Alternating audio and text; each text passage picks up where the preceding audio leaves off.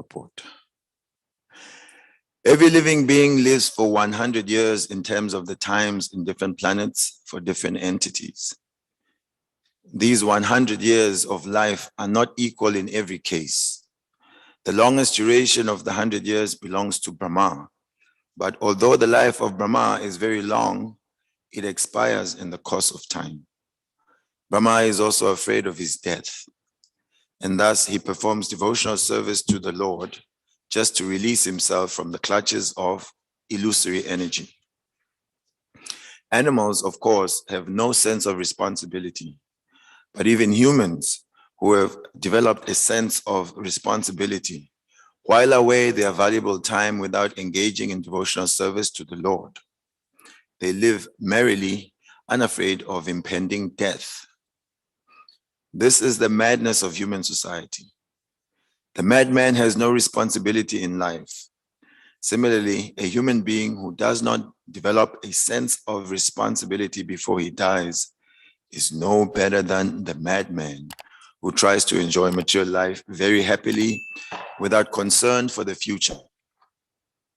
It is necessary that every human being be responsible in preparing himself for the next life, even if he has a duration of life like that of Brahmā, the greatest of all living creatures within the universe.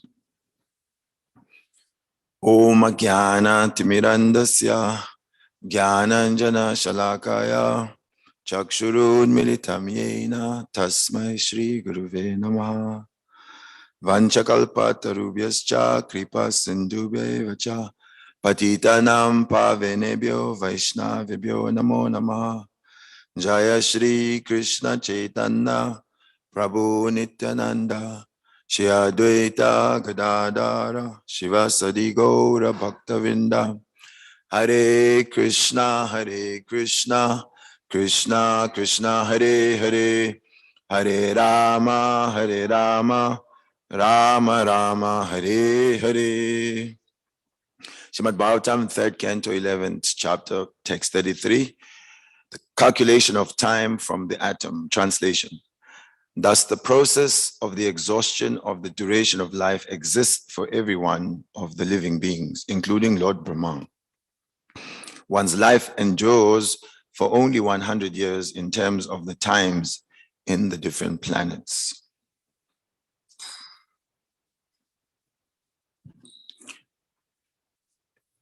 Every living being is haunted by the serpent of time. Time represents the destruction of everything. Krishna has said that Kalosmi, I am time. And also he says, Mrityu haras chaham, I'm also death. And I'm here to devour everyone. So it is said that as sure as death, that is one thing we can count on, that the body will come to an end. And here in the Bhagavatam, as we have discussed previously, that we are being shown different scales of time, from the smallest unit of time to the largest unit of time. So the universe is maintained by the Lord for the lifespan of Brahmā. Lord Brahmā is living 311 trillion, 40 billion years. So no wonder in Christianity we hear of heaven, almost being a permanent place. Because 311 trillion, 40 billion years, if you think of it, it's almost inconceivable how long that is in human years. So the Bhagavatam is giving us a very vivid example of the most celebrated person in the universe, one who lives the longest, which is Lord Brahmā. That even he has a fear of death. We hear that Lord Brahmā has lived over 50 of such years. And it is common, even in human society, that once we go over 50, also the fear may increase. especially if one is living a materialistic life, a life which is devoid of a conception of an afterlife. And what to speak of an afterlife, but a positive one where you are eager to go. Generally, everyone is afraid of death mainly because of the ignorance of what will come next.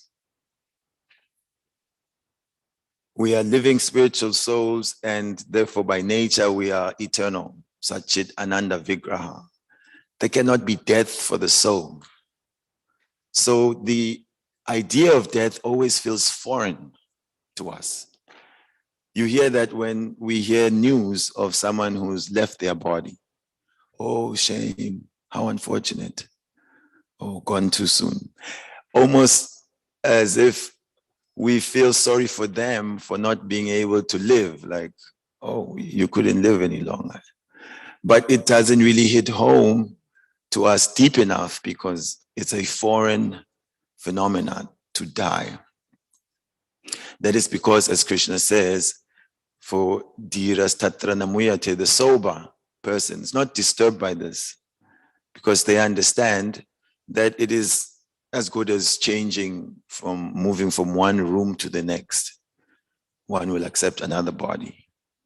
Of course, the transcendentalist doesn't want to accept a mature body to repeat the same problem.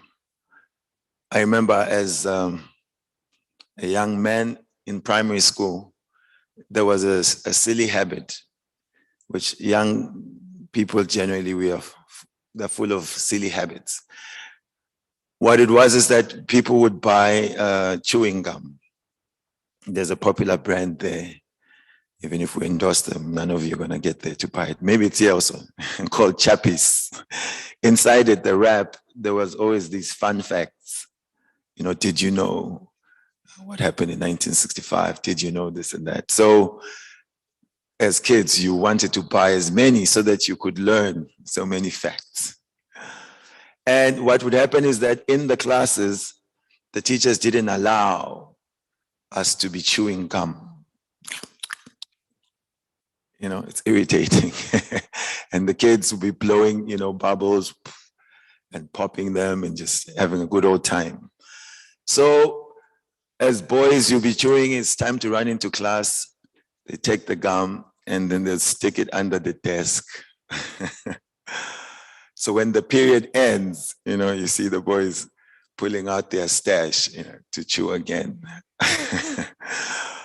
So for kids, it just seemed normal. Yeah, you couldn't chew it in the class. There's still some sugar in there, some sweetness. You continue. Bhagavatam says, Puna punas chavita chavanana.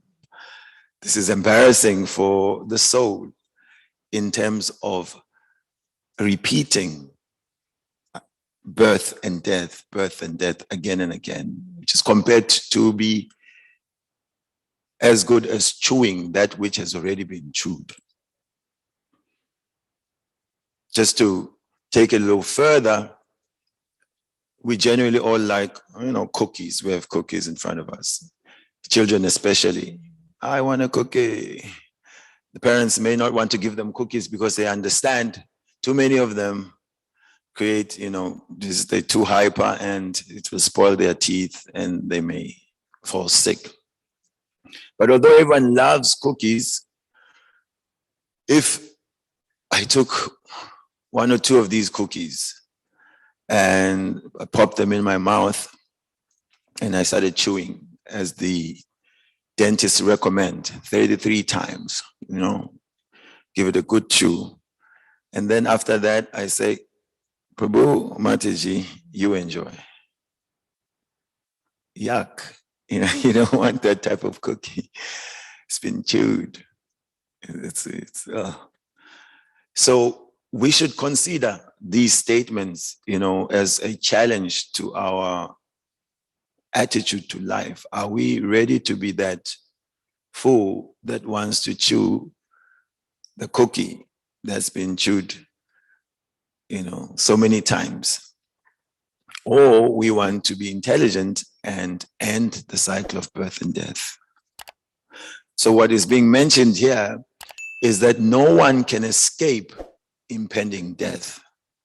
That the time factor, as the energy of the Lord, is crushing every situation. And it is guaranteed that we will have to give up this body. So if we are to be wise, then we have to invest in that which death cannot take away. I remember this in high school. I really didn't like this idea of death, especially when it came to a time in high school where to pass your exams, you had to forego some sleep, to study. Previously, you just heard whatever was interesting, you could pass the test. And I was considering, and this is not to encourage students out there to take this attitude, and just giving my own anecdote, was that I was thinking, after all this studying, all this working hard that we do in this world, and ultimately at some point, sometimes without notice, one has to die. And therefore, everything that we've worked for is basically stripped away from you. And I thought, this is big time cheating. I thought, this is like, it's rigged. This game is rigged. And I thought, why should I work so hard for things that will be taken away? So I was thinking of this. What can I do that death can't take away? What could I do that death can't take away? I had no idea until I met the devotees of the Lord, who made it very clear that actually we are children of immortality. We should not be threatened by non-existence, Prabhupada writes also like that. So the world is lacking in sufficient hearing of this eternal identity. They're lacking in hearing about their immortality, that we have an amazing Father, we're in an amazing home, we belong to the eternal world, and that we are just in a temporary world where suffering is imposed upon us. We celebrate birth in this world. Happy birthday to you. And yes, because we're eager to welcome a new family member, and but anyone who analyzes what's that all about, it shouldn't be really a celebration. Philosophy tends to spoil a lot of things. Hare Krishna is against birthdays. No. We are against, yes, taking birth. That soul in that body should not be taking another birth in this world, because they are beginning a term of discomfort, suffering. So what does Brahmā do when he considers his own mortality? This surprised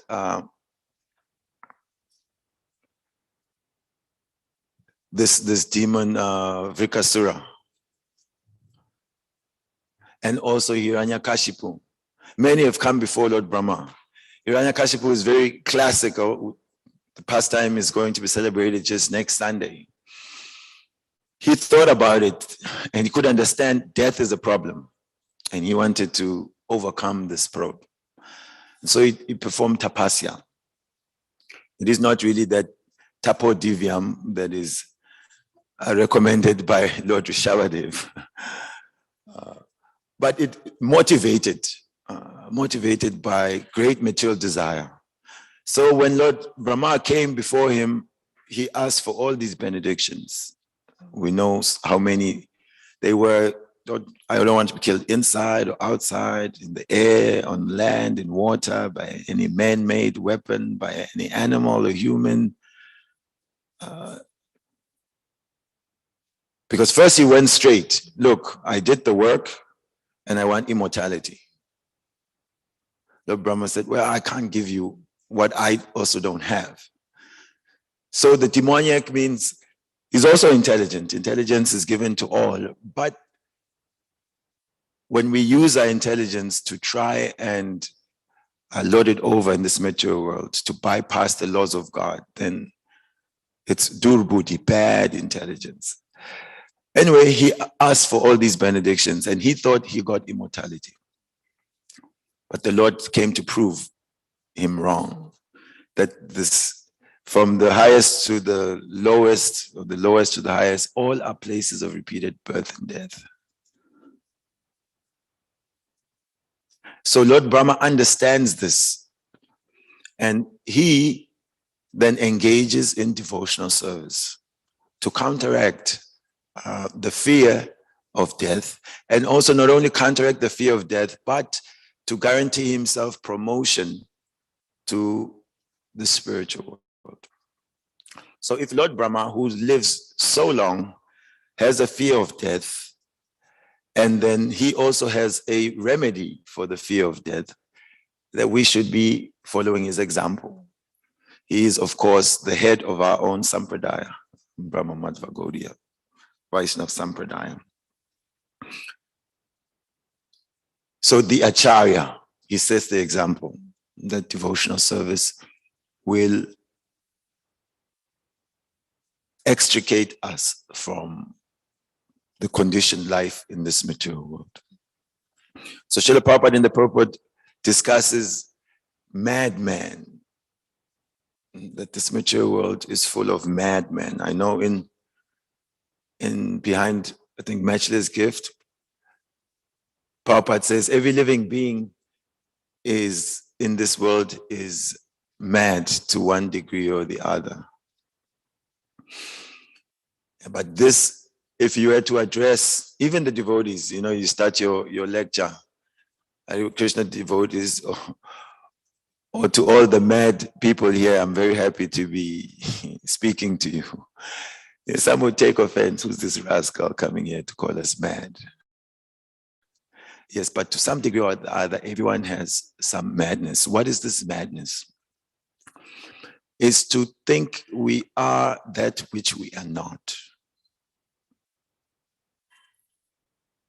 If I think that I'm this body or I'm the mind, that is my madness. That is my illusion. It is almost like if someone went to the gas station, you call it here, you call it the petrol station, filling station. You went to the gas station and, you know, drove in. And well, in South Africa and in the UK, I think other places, there's petrol attendants. In America, there's none of that. It's self-service. I think UK also same. But yeah, in South Africa, there's petrol attendants. So you get there, you tell the man 95, 93, diesel, whatever it is that you need for your car. So if someone pulled up there and asked for whatever gas they wanted and then stuck his own mouth out the window to take the diesel or the petrol, it'd be very clear this person is mad, because there's different nourishment for the car that he's driving than nourishment for himself. So the diesel has to go into the petrol tank, well, the diesel tank, not into the man's mouth. So in a similar way, we are different from the body that we live in. And therefore, there's a different nourishment for the soul than there is for the body.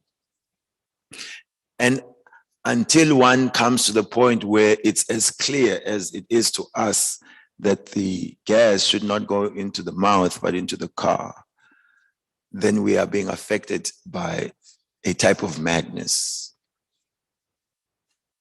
And in that madness, which is characterized by ignorance of knowledge of the self, then it is said, Nunam pramata kurute vikama. Then we act out in this madness. We'll do any and everything simply for yat indriya pritaya aprinoti, to enjoy the senses, to enjoy sense gratification. So Srila Rupa Goswami has discussed that the root of all suffering is ignorance. I don't know who I am. I don't know what is binding, what is liberating, what should be feared, what should not be feared. Therefore, I act whimsically from that ignorance. Then that is sinful activity. And sinful activity will bring in suffering. Well, officer, I didn't know I had to stop at the red light. Does that excuse one from being punished? No, ignorance is never an excuse. So Srila Prabhupada said, fire will always burn. Even the sweet birthday babies, the fire won't say, oh, Nunu, you're so cute, I will not burn you. I'd lose my name and fame. I burned a cute child. No, by nature, fire burns. So whoever touches fire gets burned. So when the living beings enter into this material world, we are here, we are being affected by the modes of nature. And specifically this mode of ignorance and passion, as we heard yesterday, they weigh heavier on the living being. And because of tamagun, ignorance, then one acts sinfully. And then one is rewarded with repeated birth and death. So Lord Brahmā is hinting that counteract this madness.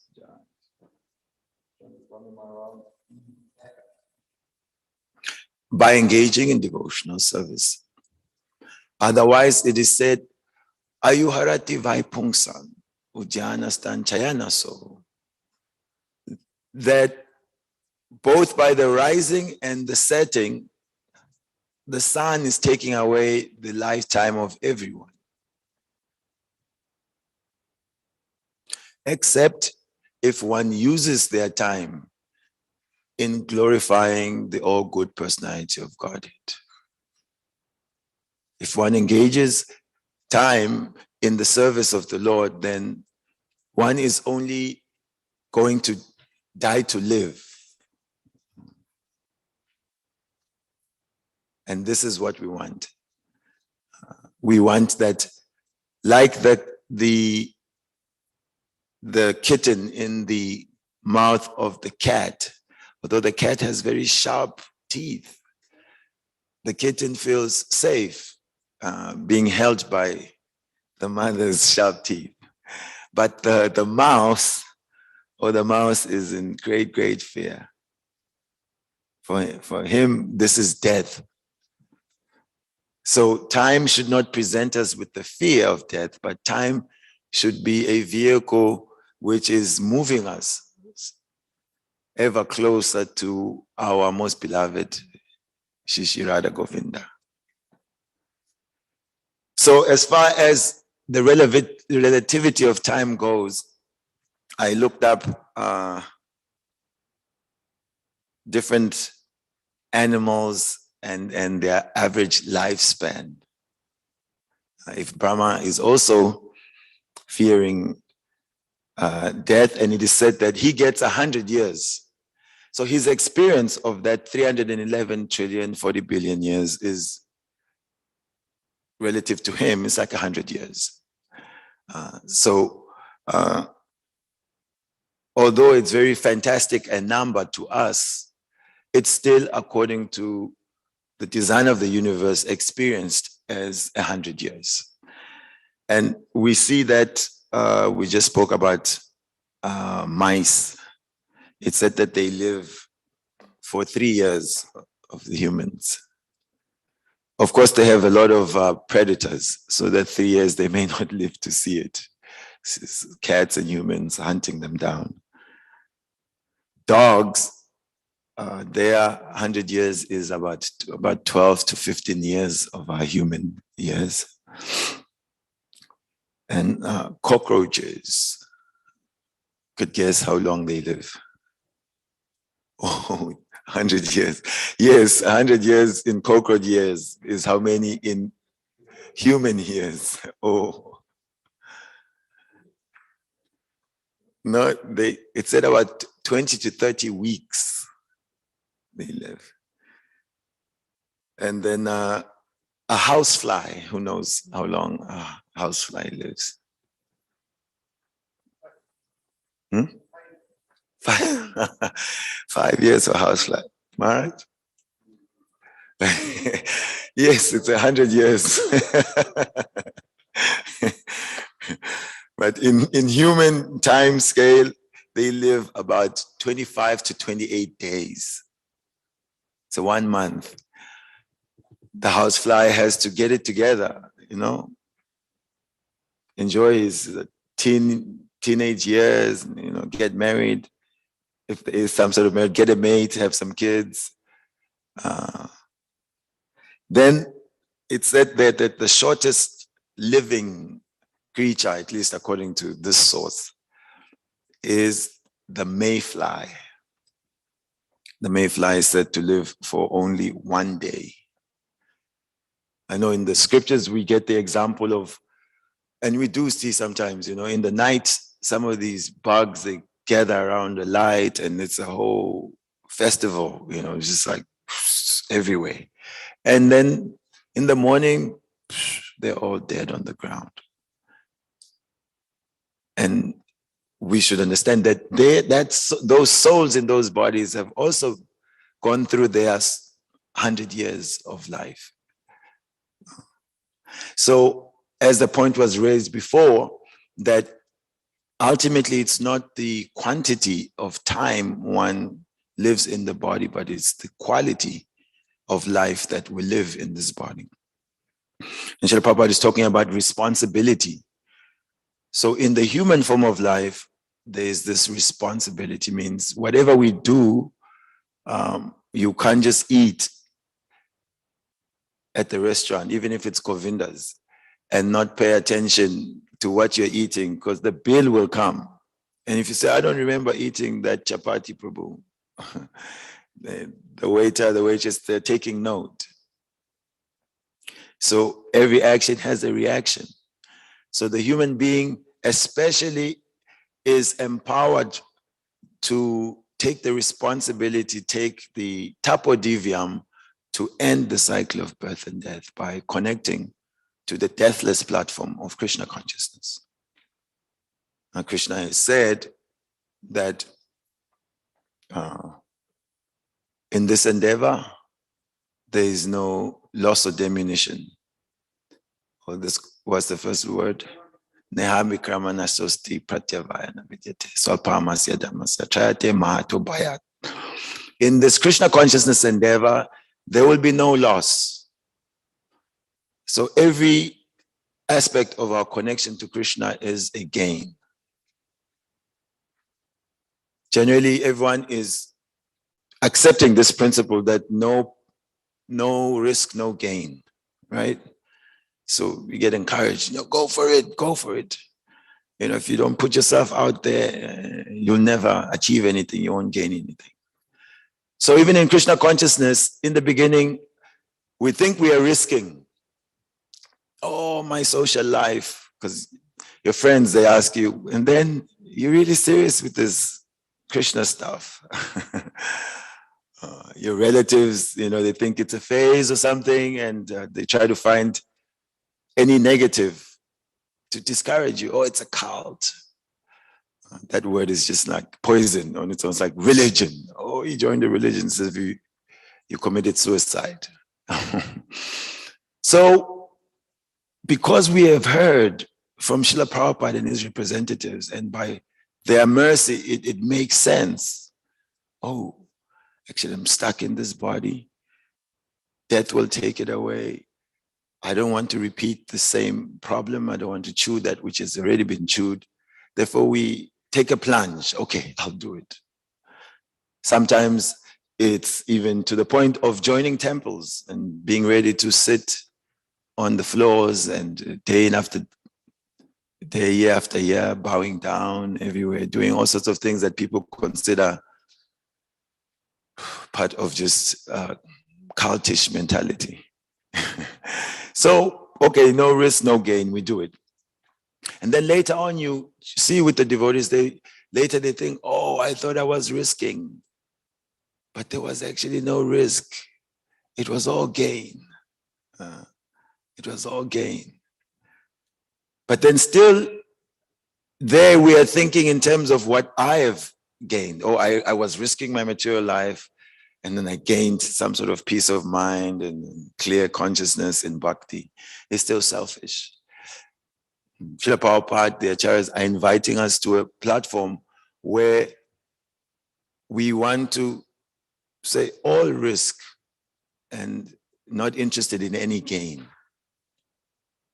That's pure devotional service. Ahaituki. No cause, no reason why I want to do, but simply anukulyena Krishna Anushilam, just to please Krishna. So that platform is what will attract Krishna when we are engaged simply for Krishna's pleasure, without any motivations. And then Krishna becomes attracted to that quality of devotion, and taking us out of this material world is his joy to do that. So this responsibility of a devotee never ends. And it's not a responsibility which is just a burden. In this world, when you hear, you have to take up responsibility, it's just like, what do they want me to do now? You know, it feels heavy. But Srila Vishwanath Chakravarti Thakur says like that, for the wealthy man, you know, the weight of a heavy wallet is not a problem. You know, in fact, they are happy to have a heavy wallet. It's a burden of love. So when there's love, then there is no limit to what one is willing to do on behalf of the beloved. In that way, while we are here, we are requested to take up the missionary spirit, that our acharya took up all sorts of risks, all sorts of burdens and troubles to come to this very city, New York City, not too far away from here, and began this worldwide movement, which is meant to wake up the sleeping souls. Jiv Jago, Jiv Jago. Don't sleep on the lap of the witch Maya. So the devotee's responsibility is to try their very best with whatever means are available to them to let others know of this process that will help us to overcome this fear of death, and that will help us avoid the risk of losing the human form and falling deeper into the bondage of different species of life. And we have even a greater responsibility. Prabhupada said that if one who has come and leaves, this is unfortunate, you know. It's unfortunate, but we at least have to take up Krishna consciousness ourselves. If at all someone has to gain from this good fortune, we have to personally gain. Not that we are only thinking to help others when we ourselves are drowning. So how to fish without getting wet? Okay, here we don't want to fish really, so it's not so good example. So that responsibility is what the spiritual master is asking the disciple, that we commit to some serious practice of sadhana bhakti. By that serious practice of sadhana bhakti, we will gain the strength and will gain the clarity of mind and, you know, discrimination to know how to proceed in this world of dangers, and also how to help others who may need our help. So the message is getting away from the madness of ignorance and passion, where we're just flapping around for a few years and then repeated birth and death. Take up some responsibility by being heroic and taking up the bhakti process. And then not just only being salvationists for our own deliverance, but being activists also, marrying the two, being out there And especially Lord Chaitanya loved that process, which is to chant the holy name in the public spaces for the hearing and the benefit of the conditioned souls. Throughout his Leela, we find he speaks to a few people, all this philosophy. But for the masses, his program is Harinam Sankirtan. He was emptying out villages by chanting the holy name. And this is not a very difficult process at all. But sometimes there is the risk of trying to create just islands for ourselves in the sanctuary of the temples, and us and the friends and Jai Jagadisha Hare Haribol and Prasadam and festivals for us and for us and for us. Then we become like the bee. The honey bee is making nice honey, very nice. Many people like honey, yes. So the bee makes and doesn't stop making nice honey until he's trapped in his own honeycomb and dies in there.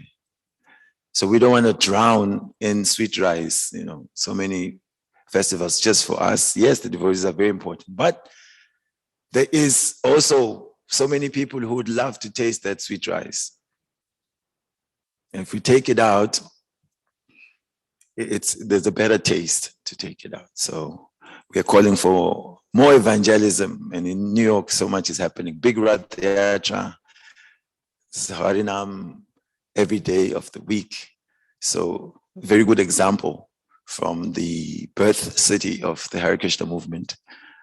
So whoever is at home, please hit the call, come find out how you can take part and take responsibility for your spiritual life and for propagation of Krishna consciousness. So thank you very much for your ear.